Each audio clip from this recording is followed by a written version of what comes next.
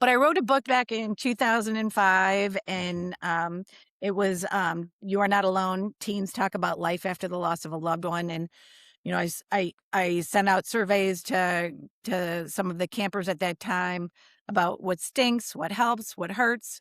What do you know now that you wish somebody would have told you? How to stay connected?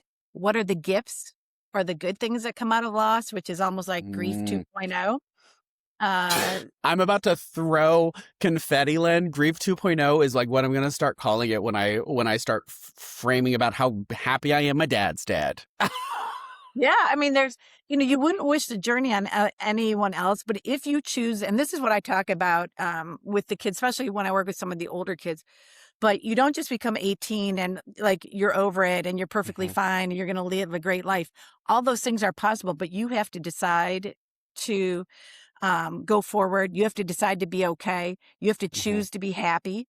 And it's not handed to you, but if you make those choices, there are good things that will come out of your loss, and there are gifts that will come out of your loss. And mhm, I wouldn't, I just, a lot of grieving people who've done really and well and had the good things come into their life, they wouldn't undo what happened to them, even mhm. though it was hard, and even though they love their loved one. I mean, um, you know, so it's just it's a place of I don't know, of interesting peace or growth, or that you can see both sides of what you lost, and you carry that loved one with you, but you're okay and still leading a happy life despite this hard thing that happened to you.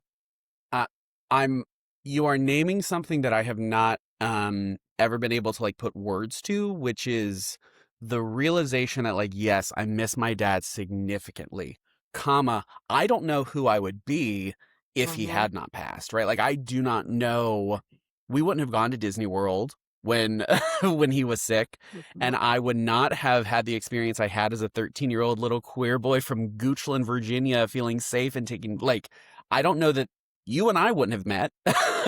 You and Right, I would right. not be having this conversation.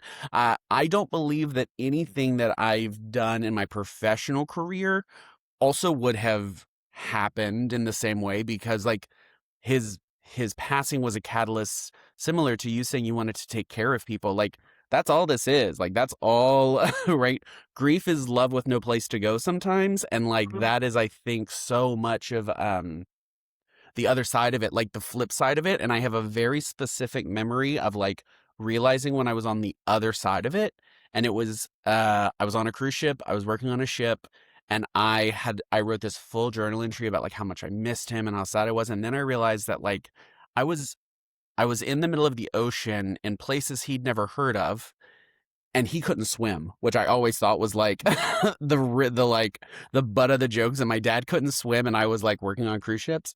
Yeah. Uh, but that flip side of it, like I have a very specific memory. So thank you for naming it Grief 2.0 because I am gonna steal that because that is a really great way to think about it. Have you ever Oh seen the movie National Treasure with Nicolas Cage? yes. So late in that, they're searching for treasure. Anyway, they find these glasses, old glasses back from like 1700s, and Hmm. each time they tap the glasses, they change, the lenses change color, and the last one is like in technicolor of all they see. And that Hmm. to me is grief. That again, when if you experience it, the gift is that you get to see the world in technicolor and different shapes and sizes and different textures that people who haven't had a loss don't see. And that's like one of the biggest gifts that come out of it. Whether it's you appreciate people more, you tell them what they mean, you make time for them that you don't, you see the world in technicolor, and they don't. Ugh, you are you were speaking to my heart, Lynn. I knew this was going to be like a very deep and personal podcast episode, but like, holy shit, you really just like you got me on that one, sis. You got me good on that one. Woof, woof. Thank you for that. Thank you for all of this.